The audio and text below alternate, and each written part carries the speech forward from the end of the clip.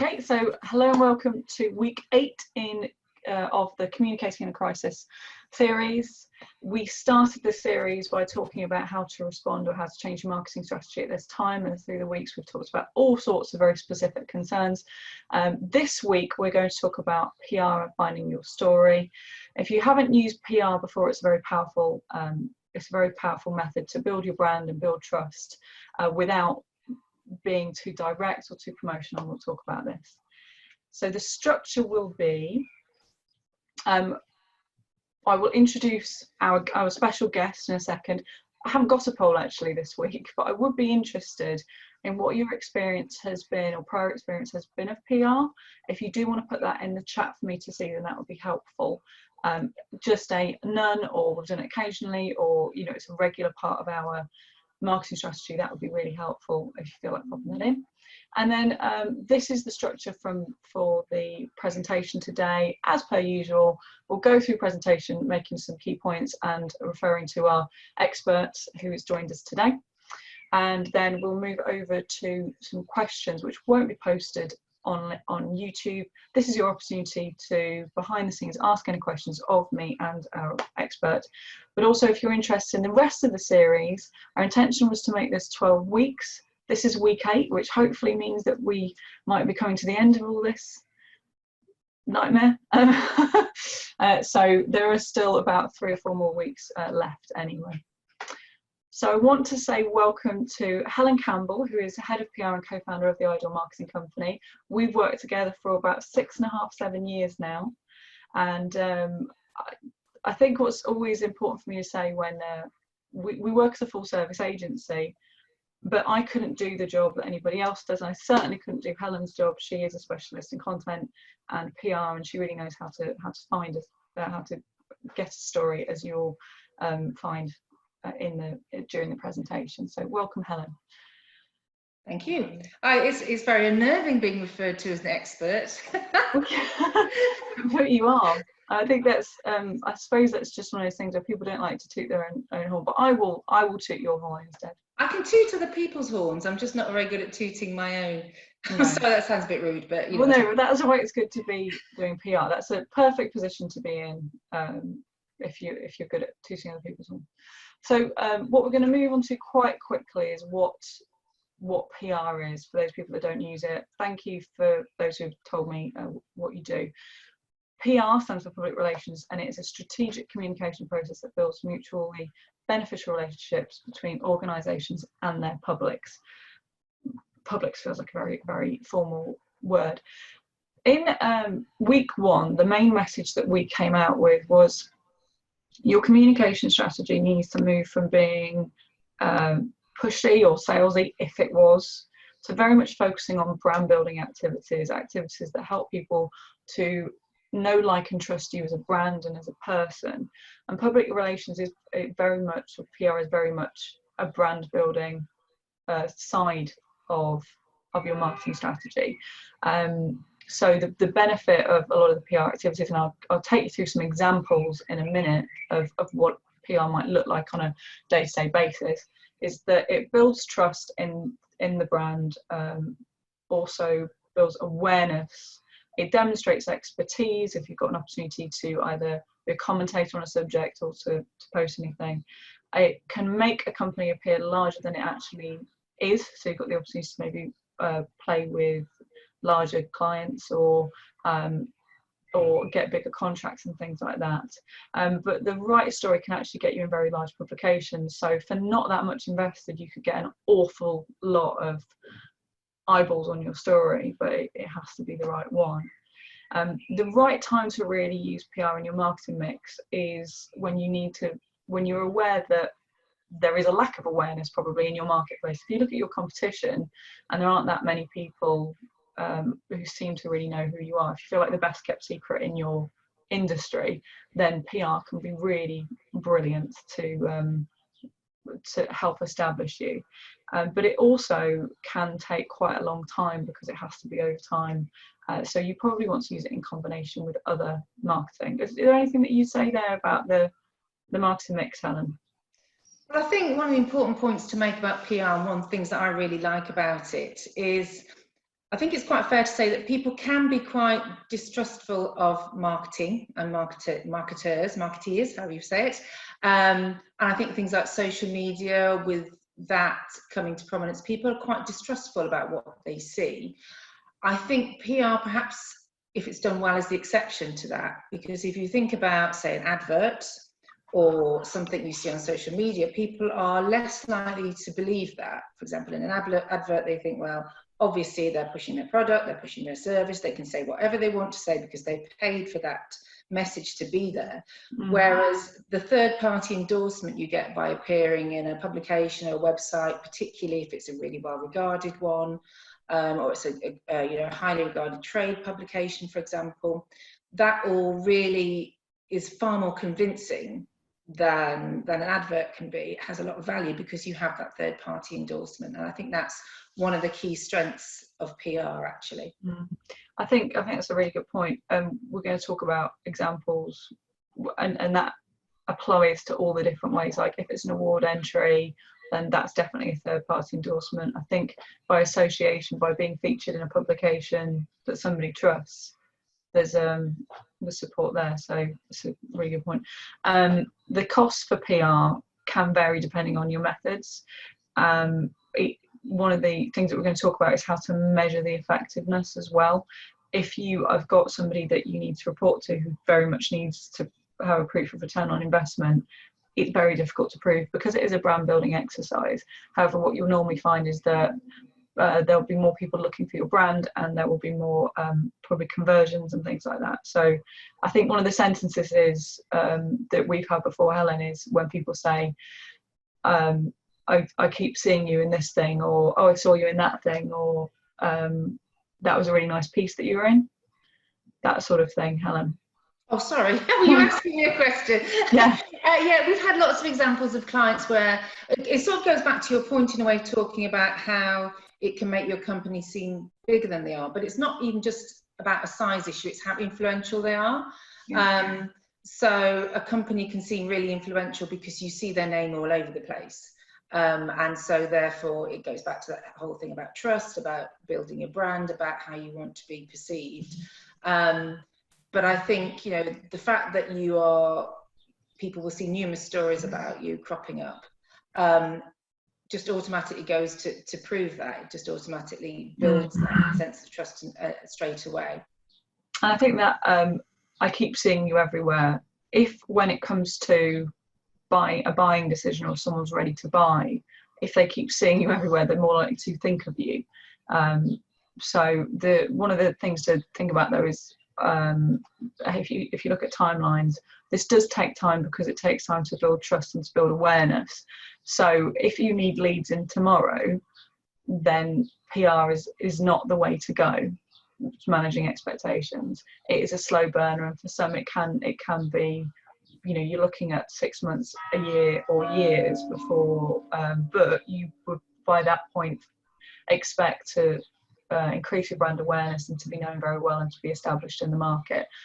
Depends on how much activity you can really go with. Is there anything that you want to add to that, Helen? No, I think that's sort of covered the key points. I mean, I think in terms of going back to the definition, communication really is the word that I would pick out there. It's all about communication, and a lot about communication, as in all other areas of marketing, is thinking about your audience, what they're interested in, what they want to read about. And that's really the core of good PR, because there is a slight conflict between saying what you want to get across. So we'll get clients who want to get a certain message across, but that might not be the message that the audience is interested in hearing. So it's a way of, I hate to use the word twist or spin, but it's a way of presenting that. So you do have to bear in mind, when you work in an agency in particular, you can be a bit the meat in the sandwich, where, you know, you've got your client saying, well, this is what I want to go in, but you know perfectly well that the readers or the publication will be interested in a slightly different angle. So it's how you present that. So that actually takes quite a lot of skill. Yeah. Even if I say so myself. We're going to talk about audience as well, so I think that will definitely come into play. So the kind of PR activities that you might, I mean, the most commonly known one would be a press release. which is usually when there's something timely to talk about. Maybe there's an event coming up, or something new, or there's an anniversary, or an award. And that's normally what people think of. But one of a very, very powerful method is to use with PR is also article pictures, which isn't necessarily understood quite so well. Do you find that, Helen, that people don't necessarily understand? Yeah, well, if I could talk, do you want me to talk a bit about press releases now? Yeah, well, I'll start with press releases. That, I suppose, tends to be the thing that people think of probably when they think of PR. And also it's interesting, having spent I've been doing PR now for 16 years, and trained various people along the way. And the thing that people always find difficult to do is actually finding the story, finding the right angle, because it goes back to what I was saying before about sometimes the client wants you to get across. They sort of want to sell. Obviously, they want to sell themselves. They want to communicate what they do, how well they do it. But it's no good writing a press release that just says how wonderful this company is or how marvelous their product is. It's finding a way of getting that across, which is about finding the angle, which it goes back to again, understanding what your audience might be interested in. And really, that is summed up in the first paragraph. And when I am training people, or sometimes when I'm just reviewing work that people do, it's always the first paragraph that I tend to change the most, because people don't get the crux of the story right. And that's key. So it's really what's in it for the reader. What would they be interested in? So how would an article pitch be different? Well, the press release basically is a story. It's about something that has happened, so it has to be based on fact. It's something, like you say, it could be an award win, it could be that you've taken on new members of staff, it could be an accreditation, it could be a growth in turnover, it could be a new contract if you've got a client that's willing to talk about that. It's something that has happened, basically. You can sometimes do press releases on topical issues, which is more called like following the story. So if something really topical has happened, you could actually do a news story about like the budget responses, for example. That sort of thing, or a new bit of legislation, so you could comment as an expert. But by and large, press releases are mainly sort of based on fact, something that has happened. An article pitch gives you, I prefer article pitches personally. Getting the pitch right is the difficult bit, I think. An article pitch is usually a very short, 2 or 3 paragraphs usually, pitch, which summarises what you're going to write about. So you'll sit down, talk with a client about what's topical in the industry, what their customers might be interested in reading about, what might be helpful. So it could be an opinion piece, it could be an expert explanation of something. Again, going back to could be new legislation, for example, it could be giving an opinion on new legislation. It could be a tips type article where you're giving some 6 tips to make your car drive more efficiently, whatever it might be you think your audience would be interested in. But you have to summarize that in the pitch. And so you're basically summing up why it would be interesting and why you would want to take an article pitch from this particular author. So you're summing up what the article would be about, and then you're talking about briefly what the article might include. So you might include bullet points in there so they're clear about what it's going to include, and then a brief bio of the person who'd be writing it, so that they can see why this person is an expert, so they can see how they're qualified to talk about what they're going to talk about. And the point, I think it's probably worth saying, just so that it's completely clear, the point is to try and get that article in a magazine, because I'm not sure that we said right at the outset. Probably, because I know what I'm talking about, probably didn't make it as clear as I should have done. No, it's just to say that, the point is to try and get it so you end up writing the full article in a publication that the audience is going to be interested in. That's the point of the article pitch, isn't it? Is trying to get in a magazine. Yeah. So you'll pitch it out to editors, feature editors, reporters, news editors, different people on magazines and websites, and we have a database, so we collect a list of that and we work out who to target.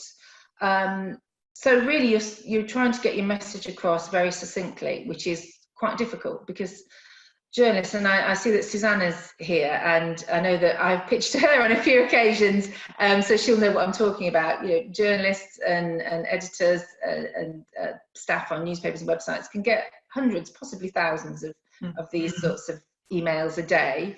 We do it by email, obviously, now, and so it has to catch someone's attention. It has to grab their attention, because otherwise, you know, just going to put it straight in the bin. So if it sounds too much like you're trying to promote yourself, that won't work.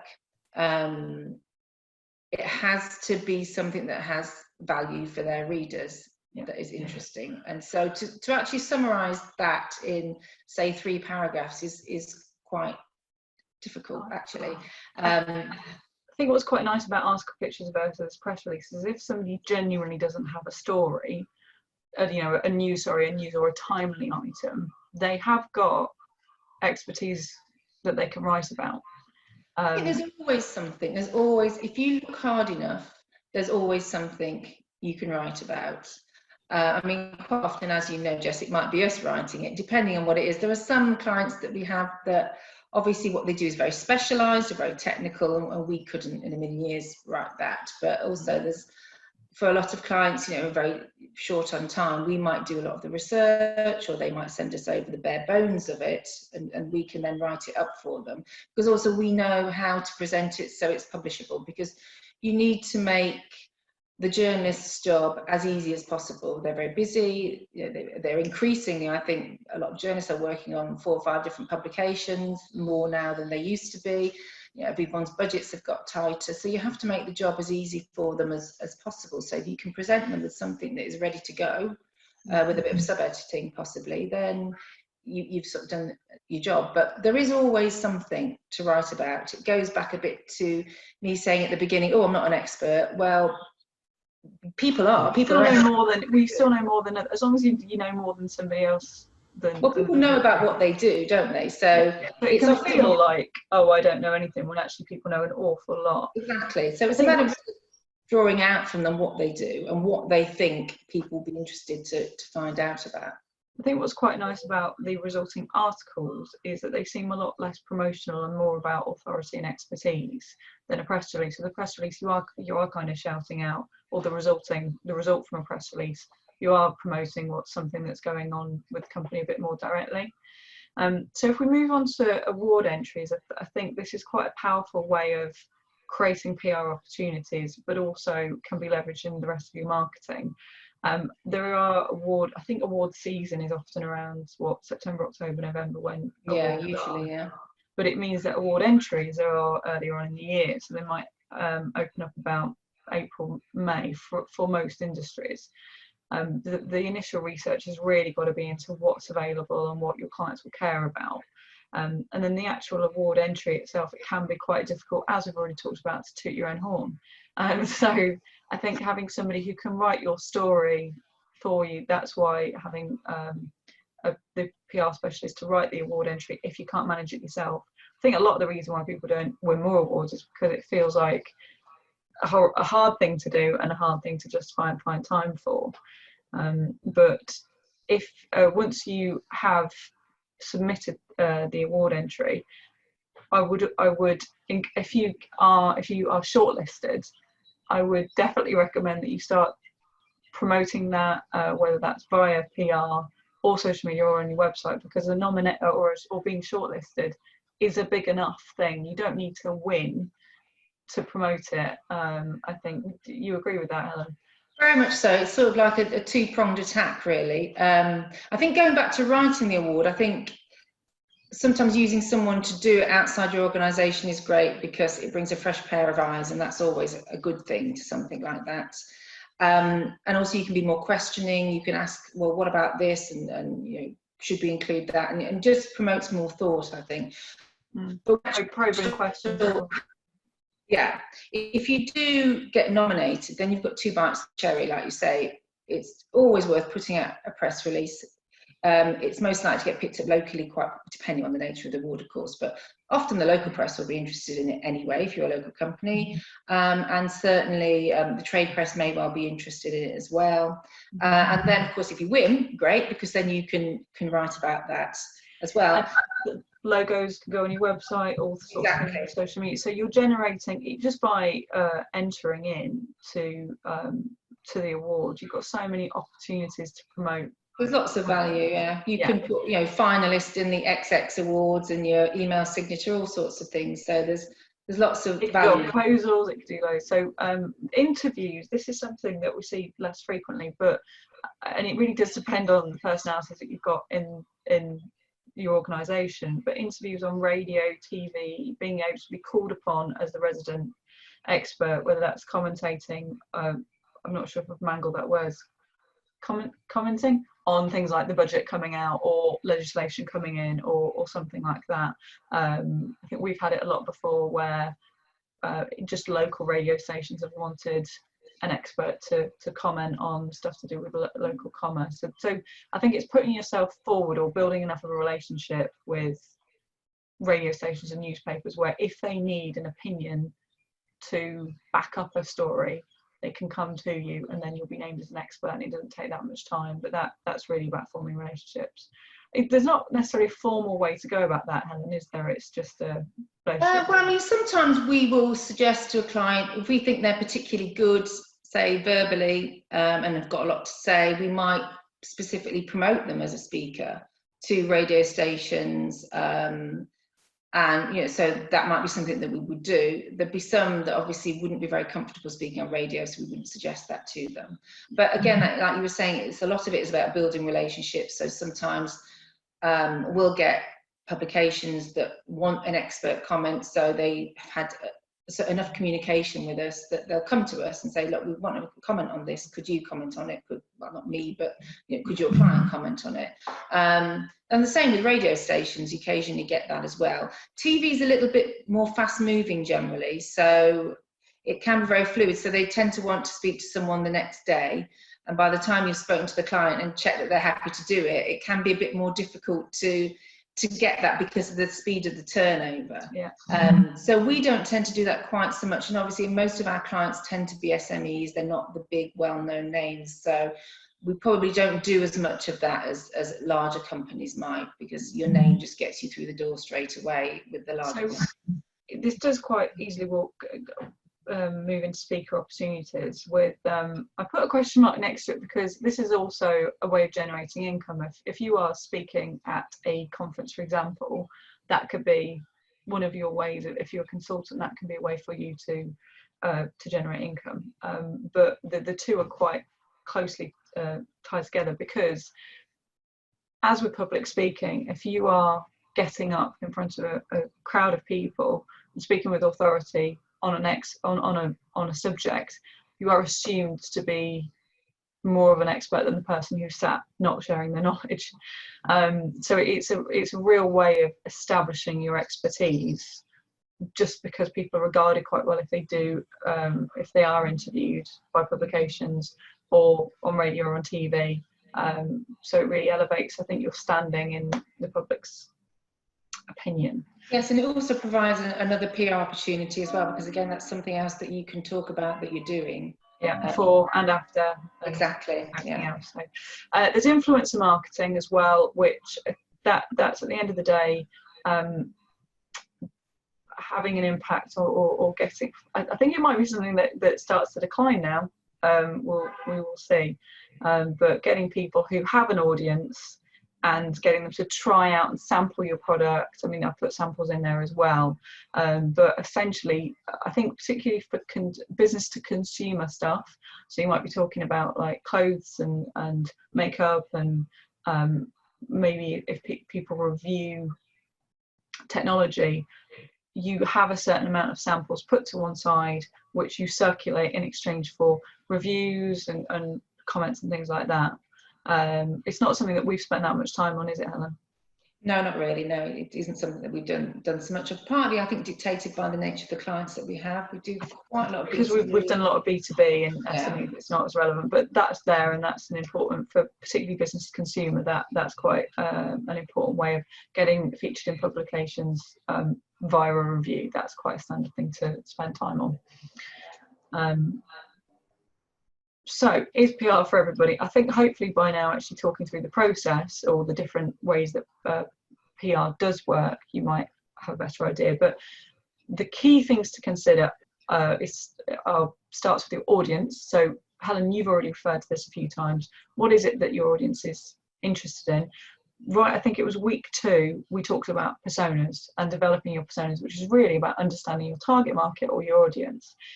As a result of going through that process, and please go back and have a look, not now, but go back another time and go and review that, then you should get some ideas about actually what they want to see from you, and it will help you to be more, to make sure that any PR that you do, the messaging matches that, rather than wanting to promote all of the things that you do.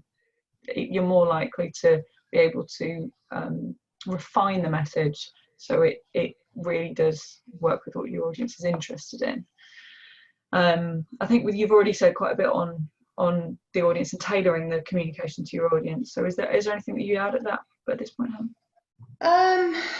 No, I don't think so. Just maybe to say that when you're doing, when you're looking at publications, it's quite good to try and target them carefully. That bit of a scattergun approach isn't a great approach.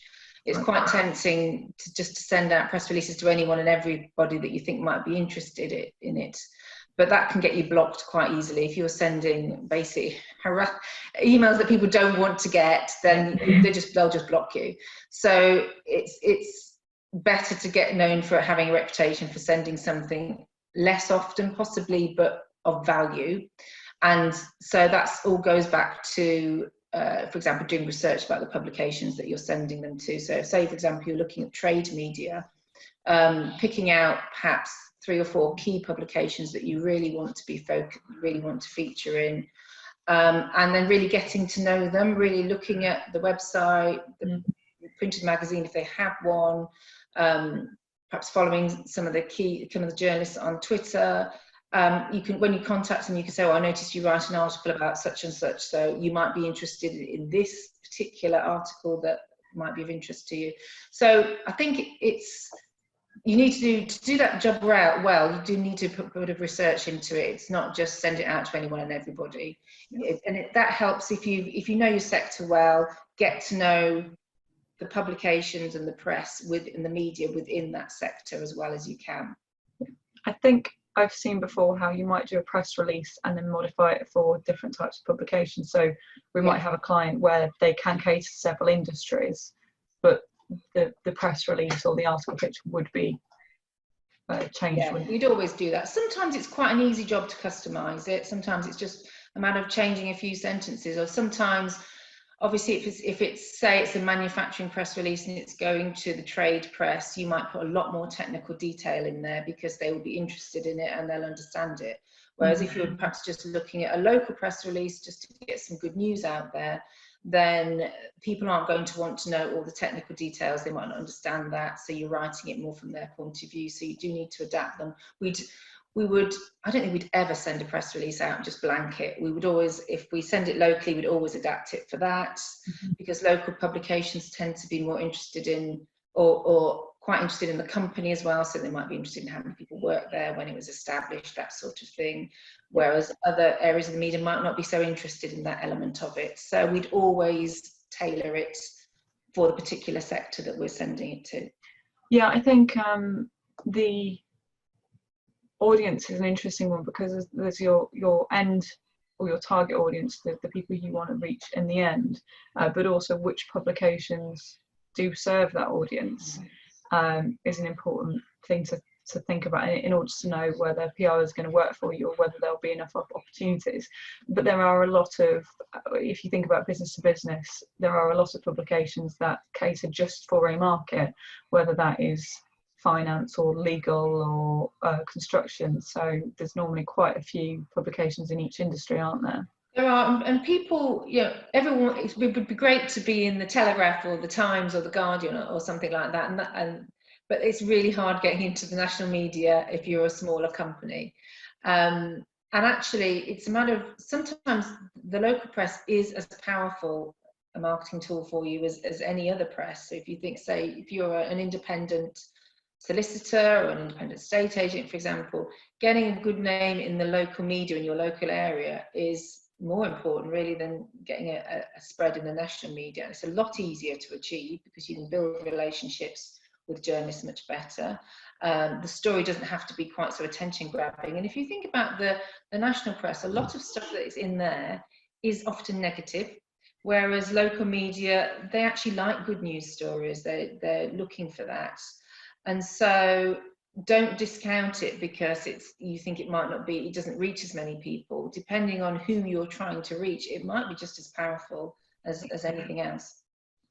It actually brings us on to budget, because with some publications, I think increasingly you're saying that they will only publish your story if you also buy an advert or there's an advertorial, or yeah, that's understandably, publications printed and online, they're having a tough time, and one of the ways that they make their money, or the main way they make their money for a lot of them, is advertising. And so increasingly I'm finding that publications will say we will only feature it as an advertorial, and an advertorial is different to an editorial.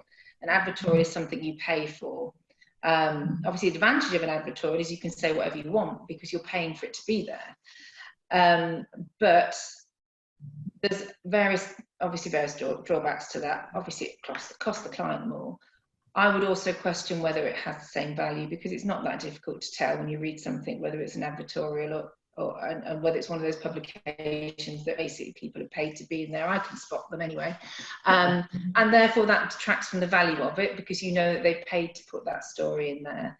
It's almost better to write it like it was still an editorial, even though you are paying for it, because it's authentic.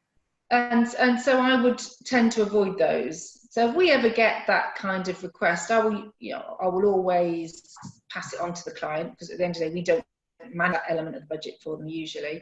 I might make a recommendation, but I'd always pass it on. And I always actually reply to the people sending the request, because I think it's so rude just to ignore people. I think it does come into the whole question of audiences. When you're looking at your audience and the publication that serve them, it's also whether those publications do require, this has an impact on budget, because it's then whether those publications will run stories without being paid. I think as well how much PR you're expecting to do. I want to refer back to your point about not sending too frequently. It's not one of those, with an awful lot of marketing, if you think, well, I want results more quickly, so I'm just going to send more campaigns out, spend more money on pay-per-click. That's not something that you do with PR, because you don't want to have too many stories back to back. They won't be featured, or they won't be run in the same publication at the very least, will they? So unlikely, yeah. You have to be quite different. You also need to think about your resources like time and energy. We refer to article pitches before and press releases. At the end of the day, in order to write those to varying degrees, you need the input of the experts in your company. So if there's a press release, then we need some key information, and that can be written. If you get the article, if you're successful getting the article into the magazine or whatever publication, then to an extent that may need to be written by the expert. It does depend on the level of expertise, and then it can be edited. So really it depends on how much time there is, and there will normally be a deadline on that, won't there, Helen? Yeah, I think actually it's very good to have a third party writing that, because you're just one step away from it. And I think when you're writing your own press releases, there's a real tendency to be tempted to travel down the sales path. And it's very easy to slip into that. And if I could just say about press releases, really, I mean, people may know how to write them, but a sort of rule of thumb is to try and make them very factual in style, very objective. Where you can start bigging up your company and your product is through your quotes. So you'd always have a quote from managing director or somebody relevant in your organisation. And that's where you can start throwing in your adjectives and talking about how great things are. You don't do that in the main body of the text. I was going to make another point, and I was making that point, and I forgot what my other point was going to be. It might come back to. I think it was about really the involvement of people, even yes, I was saying that third party agency. And I think, sorry. No, I was just going to say, if you've got even if you've got an external agency, there will be a requirement of time and energy from Yes. the experts in the company. I mean, PR's sort of, if you look at definitions of PR, it talks about it being unpaid and earned, and what that means is you're not paying the publication to go in there, you're earning your place in there through the quality of what you're submitting. But obviously there are budget implications because it takes time. So if you're doing your own PR, it takes your time. If you're paying an agency to do it, obviously you have to pay them to do it. Now they could probably do it a lot quicker. So it's a matter of weighing that element up. And going back to the sort of third party, more objective view as well, I think it's just worth mentioning that we get some really great articles. We've got some clients who can write really well and they're really experts in their field. But when we get the article back, it's very rare it doesn't need quite a bit of editing, just because they are so enthusiastic about what they're writing. They know so much about it. They're writing their knowledge, but they're not thinking about the audience. So it doesn't mean they're a bad writer, it's just not suited for that particular media. We have got some who can write really well, but it always needs some polishing up. Now, if you're doing that yourself, you might get a magazine that's happy to do a bit of editing for you. But again, it goes back to what I was saying earlier on. You really want to try and make it as easy for the journalist as possible. Because if they have to do a lot of work, they might just reject what you've written. Well, this is the thing, is if you're going to spend the time and energy, you do want it to actually be featured, because either way that's going to happen. So another thing you need to think about is your expectations around return on investment and timelines. And this is not just, it depends on whether you're working within a marketing role within a large company and you've got other people to report to, or kind of justify a particularly financial director, for example. It is difficult to prove return on investment, which I have already talked about it. I think I put this in there to make sure that I definitely talked about a return on investment and timelines, in part because I think it's important to manage expectations. With marketing, I think there can be sometimes unreasonable push expected, but you are wanting to build a relationship over time, and it's not measurable in all sorts of ways, but we are going to talk about measurement anyway. I think also there's inspiration. So the reason why I put this down is actually thinking about we find that the best stories come from companies where they have a bit of time to think about, or they carve out time to think about what stories there are and communicate that with us. And I think actually the next section is maybe about how getting the most from your PR. So this is probably the best one to move on to. If you have time to think about what could be good stories, and I think we have one client in mind who is just brilliant. He understands how PR works and he comes to us with stories all the time. But that can be a mindset that can be difficult to get into at first. So these are the kind of things that you might want to talk about, but also you can find opportunities to generate PR stories. So if you want to get the most out of your PR, make sure that you communicate all key events. So we've talked about awards, new hires, qualifications, anniversaries, new products and services, actual events, and then charitable support. But you could also create an opportunity to talk about PR. For example, becoming carbon neutral, for example, can be quite an easy process to go through. And one of the benefits is not only will that be great for your customers and clients, it's a PR worthy story, and it's easy enough to do. So that can be something that you can put in place. Have you got anything to kind of add to this list to make I think you sort of covered it really, but I think the idea of creating your own story is quite a good one. If nothing else, you could always do a charity event, and that it's not going to get you on the front page of the Times, but it can get you some nice local press. It can get you in the trade press, and again, that's very much about building your brand and what kind of company and organisation you want to be seen as. So a lot of people will say, well, nothing happens in my company, but there's always something you can find. And some stories will be stronger than others, definitely. And some stories might only be suitable for the local media, or some stories might be more suitable for the trade press, but there'll always be something. You can also get your team involved in something where actually an event that can be team building can also be a PR opportunity. For example, if you were to get involved in some sort of a charitable event, that would be, it would kind of cross over. It would be a HR sort of a thing and a team development, but the right thing could also be PR worthy. You could ask your team, okay, well, what do you think, how would you like to input, or are there any ideas, anything you want to be involved in, and there might be a PR angle there.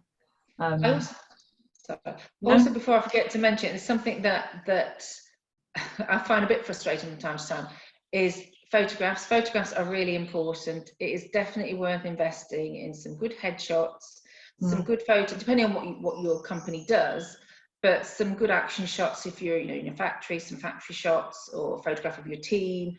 Some good images can really help lift a story, can really make a difference. And so it's great to have a library, to try and build a library of good photographs. And that can be really cheaply done. You just need a phone, and take some high res photos, not low res, because low resolution photographs won't be suitable for print. But you need the sort of reasonably high resolution. I think it's 300 dpi, isn't it, or something? Yeah. I'm not good at that sort of thing, but that's the sort of general rule I go by. At the end of the day, even if all you're doing is articles, you will still need a good headshot of the person who's doing it. So at the very least, and then you can use it on your website and on your social media, and it's not like it's just for PR. It's helpful all over the place. So let's not pretend that we're not in the middle of the COVID-19 crisis. How do you think that we should modify PR and messages at this time? Well, I think people are looking for good news stories.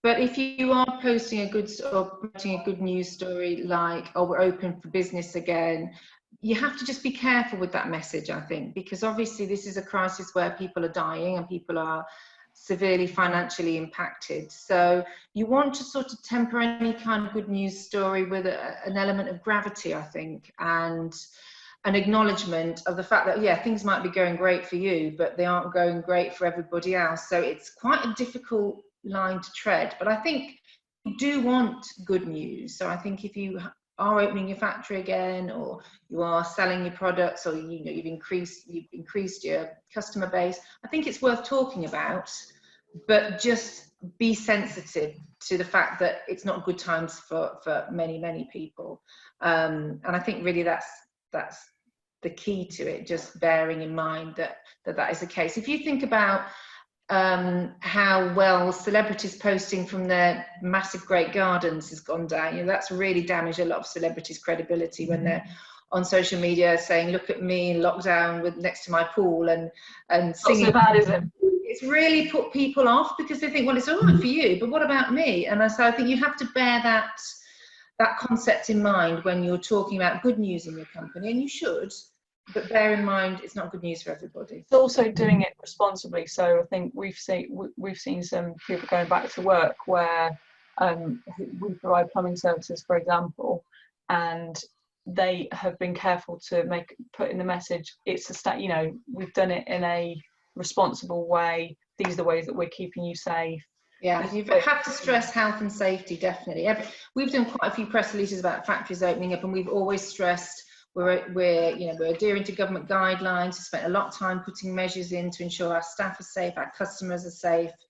And the other thing I would just briefly mention as well, and you probably covered this in earlier on in the course, Jess, but I'm probably not the only one who got very fed up of being told by multimillionaire CEOs how they were there for me and how we were all in this together. And I thought that message really, really jarred, because if you're a big company and you're telling somebody who's just lost their job that they're there for you, well, we all know that's rubbish. So just don't patronize people, just be aware of what other people are going through, and keep that at the back of your mind when you're coming up with your key message.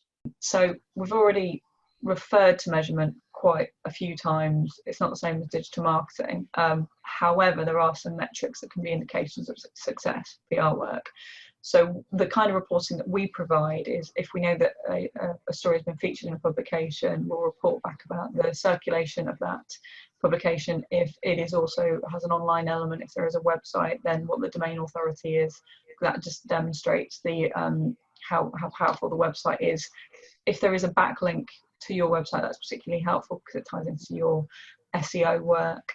What the demographics of the audience of the publication are, you probably would already know that anyway, because that's why you tried to get it into that publication.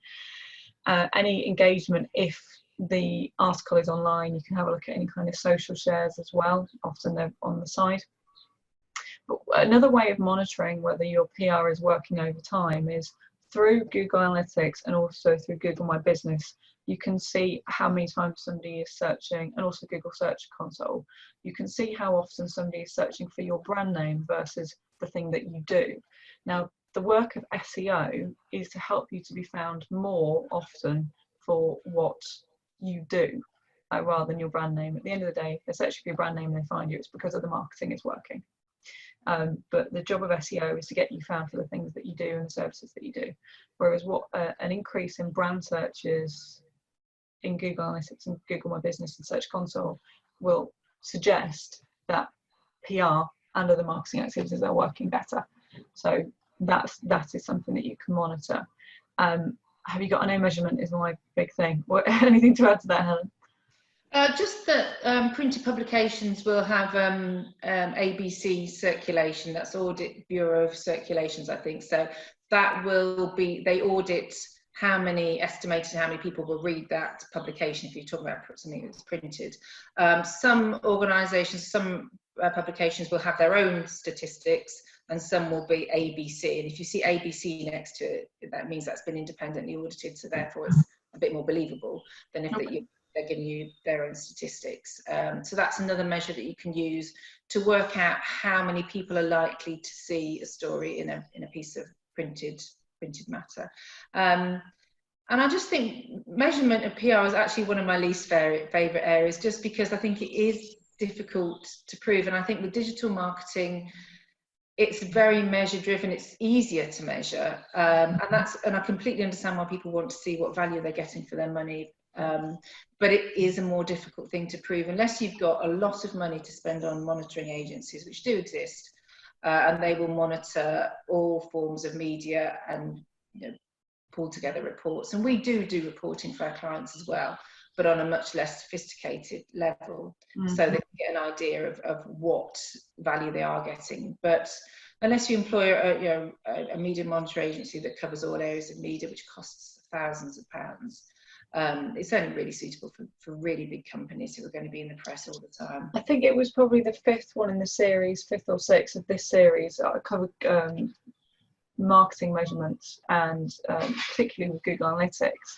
And quite an important part of that, I talked about how you might define success, but also, sorry, there's just a little bit of noise outside. I can't actually hear my own voice. Can you hear me okay? A little bit. Not much. You can't hear it? That's incredible. It's like I can't hear myself speak. Yeah, the noise. So it's brilliant camera. Anyway, the key thing there is that I'm not going to be able to remember his name now, but one of the fathers of advertising said years ago, I know that half of my advertising or marketing works, I just don't know which half. With digital marketing coming up, you would think that you can tell a lot more of what works and what doesn't, but that would be completely ignoring any brand building activities. At the end of the day, even social media would come under a brand building activity, and that's really hard to measure unless you can crack open somebody's head and identify how they feel about your brand. You can't measure it. There isn't anything there. It would just have an impact on how likely someone is to trust and go with you when the opportunity comes. So there's, as much as you know how much I love analytics, Helen, I talk about it frequently enough. I'm the nerd. I've got a coaster from Helen that said something about Excel spreadsheets, but still PR and new brand building activities really still have their place. You can't measure everything, and it doesn't need to be measured to be valid. So hopefully that's down off soapbox. So I think that we have probably covered to some extent some of these areas anyway, but this slide is there to make sure that we definitely cover it. So tips to make your PR work. We've already talked about press releases, making sure that you get to the point in the first sentence or so. Helen, you referred yesterday to something I never heard of, which was the inverted pyramid of importance. Yeah. And I think that's why you end up with the testimonials towards the end, which is where you promote your own company. I think it's maybe about 2/3 of the way through, isn't it? Yeah, well, you're basically summarising. So you've got your pyramid like that, and the main chunk of the story is the what, when, who, why, how sort of thing that you summarise in the first 1 or 2 sentences in the first paragraph, and then you're disseminating the information in order of importance in terms of what the audience wants to read. So at the bottom will be some background about your company, for example. So that, because the journalists obviously will read from the top down, as we all do, and so they'll pick out the important bits. So if you don't get straight to that important bit in the first paragraph, then you're gone straight away. You're in the delete pile. So I think I put help journalists to use it in their publication, because sometimes it is a case of, if I can copy and paste it, it will be with some edits, it will be in the publication. If I can't, it won't. Depending on how pressured or how time sensitive. I think it depends on the publication, doesn't it? Yeah, it does, yeah. Because of working on several publications or timelines and how frequently they publish. I think in most things, I'd say be specific about next steps. Like try and have a specific call to action. It might be cut. I don't know how frequently that happens, but you don't just want to trail off and at the end of something, if there is a person to get in contact with for a specific offer, and if you can get in, then great. How often do you think those are featured, Helen? It depends, because they'll often have style guidelines. So some places will have a policy that they wouldn't include a website address, for example. Right. But I would always put it in. But what I wouldn't do, I see this quite often, is if you are interested, call us on such and such, and never use the second person in a press release. It's always written in the third person. Don't ever appeal directly to the reader in that way. You're not talking directly to them in a press release in that way. So you might say, if people who are interested can go to blah, blah, blah. So I'd always put it in, but I put it in at the end, because then they'll just take it out if they don't want it in there. But if you put it up too far up ahead, it just looks like you're trying to advertise your company. So I always think, you put it in, they'll just take it out if they don't want to include it. So the article pitches, I think you already said, be brief and get to the point, which can be harder than waffling on at times, and trying to get everything in, but just get the core bits in, and then think about what your audience wants to hear, not what you want to say. I think we've already covered that, haven't we? Yeah, I think so, yeah. There's the opportunity to be a commentator and also award entries. I think that this is just repeating things that we've already said. It would be nice to move on to Q&A section for those that want to take advantage. So we've done a lot of that. Leveraging PR. We've referred to this a few different times already. If you have had, for example, an article featured somewhere, then it would be great to link to it from your social, say we're delighted to have been featured here. If you've got a press release that's been sent out, if it's modified enough, it might be posted to your website as a blog post and then shared on your social media. I think you've got to be careful about that. If you're nominated for an award, you can do PR at that point. It doesn't need to be necessarily even when if somebody's nominated you. I think that can be a good idea as well, because at the end of the day, somebody thinks you're good enough to get an award. So it could be, if you're nominated, shortlisted, don't wait until you've actually won the award. And also include any PR mentions in permanent pages on your website. So for example, if you've got an award, make sure that is used in your proposals or on your permanent pages on your website. It doesn't just need to be social media. Also, are there easy opportunities to generate PR to produce them? So I've just had a question come through. Let me just add briefly to that, Jess, before the question, if that's okay. I think also there's other things that you can do as well, perhaps a little more fashion possibly, but you can create, I think they're quite useful sales tools as well if you're making a presentation or putting together in a portfolio. So you can get together a collection of your PR mentions and... Sorry, I think you've just frozen. Oh, sorry. Can you hear me? Yeah, say that again. Yeah. Where from? So I was just saying about how you can use a sales tool. So you can make a portfolio of your PR, your media coverage, for example. You can put it in presentations and links to it in PowerPoint presentations. You can just do something really simple, like have magazines in the foyer of your reception with your articles in them. You can put them in frames on the walls. All those things are small ways that you can just maximise the use and the value of the PR that you get. Right, okay, those are really good points. Right, that brings us to the end. So there are others coming up in the series: Writing for Your Audience, where we'll talk about copywriting of content, customer journeys and creating a marketing plan. There's more to be added. That's every Wednesday at 11 AM until we reach the 12-week point, and we are at 8 in 12. But please do let us know what you want to learn about. Do you know someone who could be a great guest, for example? Please do let me know. That's jess@idealmarketingcompany.com.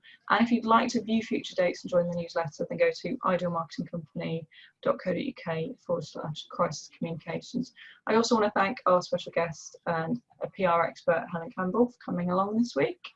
Was there a question, Jess, or was there not a question? There is a question, but we'll go to over it. Have we run out of time? So we're running out of time. That's why I'm trying to move on to Q&A. Right. So next we're going to move on to Q&A, which won't be recorded. So thank you, everybody.